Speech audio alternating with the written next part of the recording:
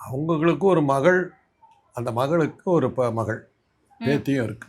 ம் அது வந்து ஓரளவுக்கு எனக்கு தெரியும். ம் ஆதாரமெல்லாம் கேட்டிங்கன்னா என்கிட்ட கிடையாது. ம் அவ்வளோதான் நான் சொல்லுவேன். பட் தெரியும்.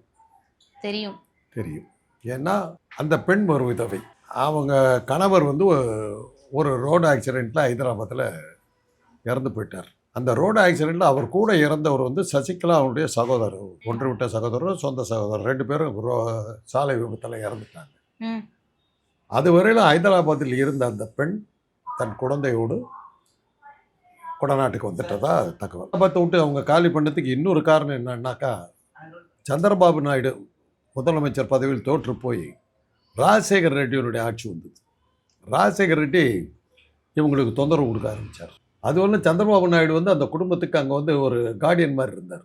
ம் ராஜசேகர் ரெட்டி அந்த ஹைதராபாத் தோட்டத்துக்கு எல்லாத்துக்கும் பிரச்சனையெல்லாம் கொடுக்க ஆரம்பித்த உடனே இந்த அம்மாவுக்கு வேறு வழி இல்லாமல் இடத்த 2 காரணங்களால் இடத்த காலி பண்ண வேண்டியதாக வந்தது. கொடநாட்டுக்கு வந்துட்டாங்கங்கிறது ஒரு தகவல். கொடநாட்டில் அந்த அவங்க தான் அங்கே இருந்தாங்கங்கிறது ஒரு இது.